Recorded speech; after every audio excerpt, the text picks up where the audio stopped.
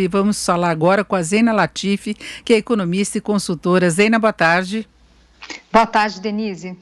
Bom, Zeina, nós tivemos muita notícia nesta semana referente à agenda econômica, né, se tentando retomar aquela agenda que era da época da campanha do presidente Bolsonaro e preocupações de Paulo Guedes com relação à debandada, a saída de integrantes da equipe econômica que tiveram dificuldades de levar adiante as propostas, como no caso da reforma administrativa, privatizações, houve discussão em relação ao teto de gastos. Paulo Guedes falou que seria até um caminho para um processo, talvez, de impeachment, no caso de o governo não cumprir o teto de gastos. O que a gente vê é muita pressão contra o que seria a política original de Guedes, uma política mais liberal, avanço de reformas e tudo mais, não é? Olha, Denise, essas agendas que a gente chama, né, de agendas com viés mais liberal, na verdade o que acontece é que você sempre vai estar contrariando algum grupo da sociedade, às vezes são grupos organizados com alguma capacidade de bloquear discussões.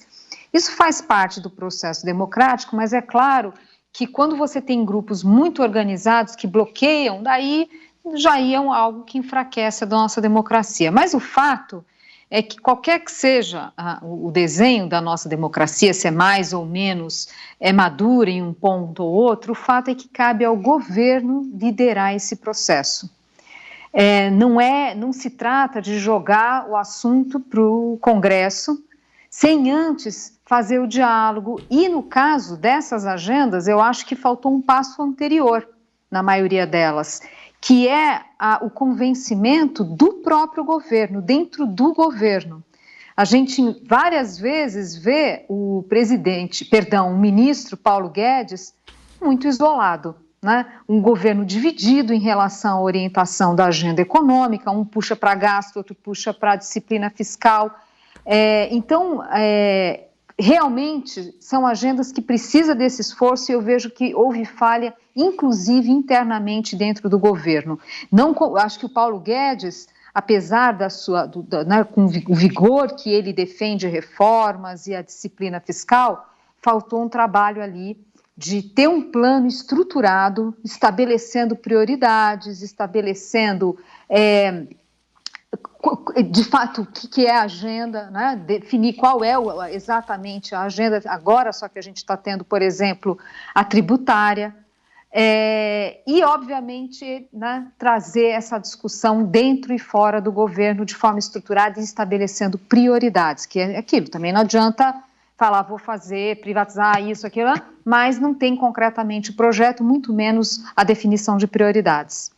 A gente sempre viu muito discurso em defesa dessa agenda, mas na prática faltaram alguns projetos. No caso de privatizações, por exemplo, Salim Matar sempre foi bastante ambicioso em relação a isso e viu que na prática não se conseguia definir, inclusive, os projetos. Eletrobras foi uma dificuldade enorme. Agora, em relação à reforma tributária, Paulo Guedes até tinha elaborado uma proposta ainda na época que Marco Sintra estava lá e naquele momento também o presidente Bolsonaro foi contra, tanto que houve troca, né, do secretário da Receita Federal. A reforma administrativa foi engavetada e todas as indicações é que ela já estava pronta. Depois eles tentaram uma PEC emergencial até para o governo ter alguma margem de manobra em relação aos gastos com funcionalismo, mas tem essa divergência interna e eu acho que o próprio presidente Bolsonaro ele limita muito a ação no avanço dessa agenda, não é?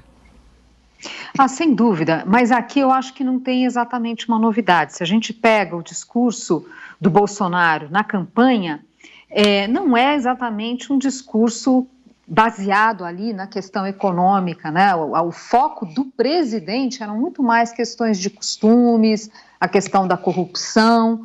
A agenda econômica era algo que ele delegava e quando se manifestava era sempre no sentido de limitar, de tolher, de ajustar a fala do Guedes na época ali, né, ainda na campanha. Então, por exemplo, quando o Paulo Guedes falava, eu quero privatizar tudo, em seguida o ainda candidato falava, olha, não vai privatizar tudo, apenas as empresas, né, que sejam de interesse. As empresas nas chamadas áreas estratégicas, que é o principal, na verdade, não, essas não.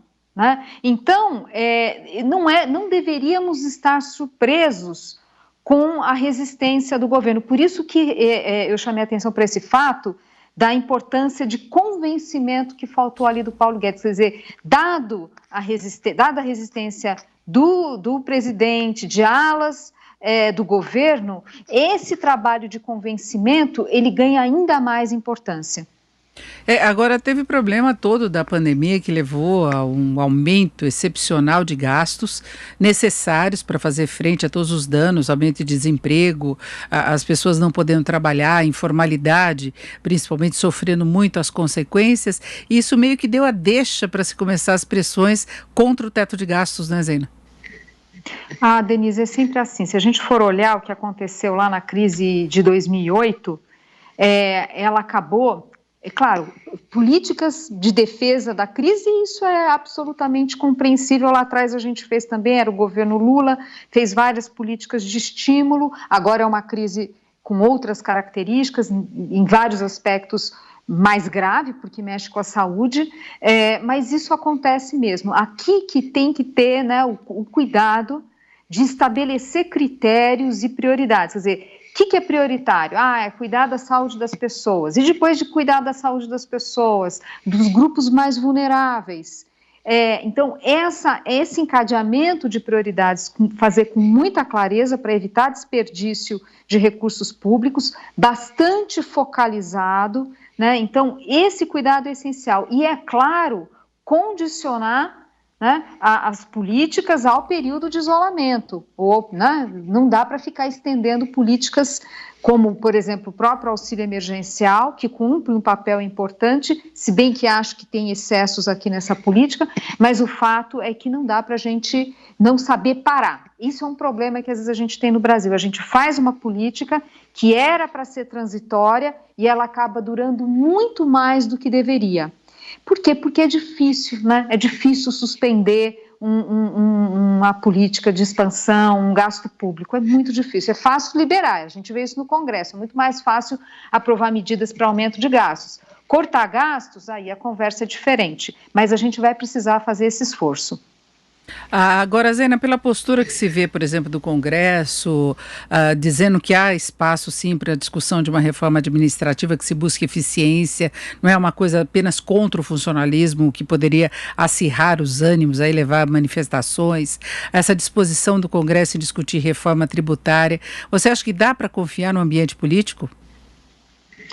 Olha, vai depender muito da própria postura do executivo. Quem tem que comprar essa briga para valer, fazer o devido enfrentamento, porque não dá para agradar todo mundo numa reforma, ainda que sejam reformas que tragam um benefício geral da sociedade, há sempre grupos que são mais ou menos impactados. Esse enfrentamento precisa ter a liderança do governo, o convencimento e o enfrentamento. A gente viu isso na reforma da Previdência e isso é necessário agora também, né? E esse diálogo, principalmente com o judiciário, é muito importante, porque a tendência do judiciário é sempre de olhar com muito cuidado, eu acho até exagerado, questão de direitos adquiridos. Então, por exemplo, numa reforma administrativa, o ideal seria que ela atingisse os atuais funcionários públicos, para que, de fato, você tenha impacto mais rápido, do ponto de vista de eficiência da máquina pública, no sentido de também valorizar aquele funcionário público que produz mais, que é mais competente, que entrega mais, a meritocracia. Esses são os valores ali de uma reforma administrativa.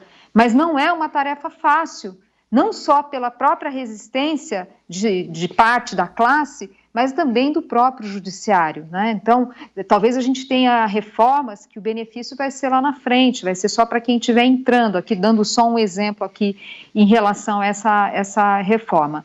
Então, se o executivo, se o presidente Bolsonaro abraça, fica muito mais fácil fazer o convencimento dentro do Congresso, né? Mas isso é essencial. São temas polêmicos, a sociedade reage, e principalmente os grupos impactados. Quem se beneficia, né, porque é um benefício que é muito disperso, não se manifesta. Quem se manifesta é o grupo que é diretamente impactado, por isso que dificulta tanto. Aqui a dúvida que fica e eu confesso que eu tenho certa preocupação, uma certa dose de ceticismo, é que é o seguinte: muitas dessas reformas, a gente está falando de reformas que têm um impacto, têm um custo político de curto prazo, mas o benefício em termos de eficiência, de, né, trazer retornos para a sociedade, demora mais para aparecer. E, portanto, quanto mais próximo a gente estiver chegando da campanha de 2022, menor é o incentivo da classe política, incluindo o presidente, é claro, principalmente o presidente, de tocar em temas como esse. Quer dizer, para que fazer uma reforma se eu nem vou colher os frutos? Esse pode ser um raciocínio que venha a ser feito. Bom, para fecharmos, a preocupação maior desta semana foi em relação a teto de gastos, né? Foi uma coisa aí fundamental, ressaltada. Guedes, inclusive, passou um recado meio duro para o presidente em relação a isso. Você acha que a partir das conversas, da própria posição do presidente Bolsonaro, na fala dele junto com os presidentes da Câmara e do Senado, ficou entendido que o teto será respeitado? Olha, eu acho que pelo menos por hora esse cenário parece o mais provável. Eu não acho que elimina totalmente a possibilidade da gente ter mais adiante, não agora, algum tipo de flexibilização. Há muita pressão para aumento de gastos de vários segmentos da sociedade, do setor produtivo. Existem demandas da política para a criação do renda básica, né, do programa Renda Básica, que seria uma continuidade ali, ainda que com outra calibragem, né, mas do auxílio emergencial. O presidente Bolsonaro está percebendo ali, né, o quanto esse auxílio emergencial está produzindo essa volta, por exemplo, das vendas do varejo, e obviamente o quanto ele produz em termos de aumento da taxa de aprovação do governo. Então, é muito ainda arriscado a gente dizer que, olha, não, líquido e certo que vai manter a regra do teto. Penso que ainda há riscos importantes, ainda que não para já. É isso, ouvimos a Zeina Latif, que é economista e consultora. Zeina, muito obrigada, uma boa tarde. Eu que agradeço, foi um prazer.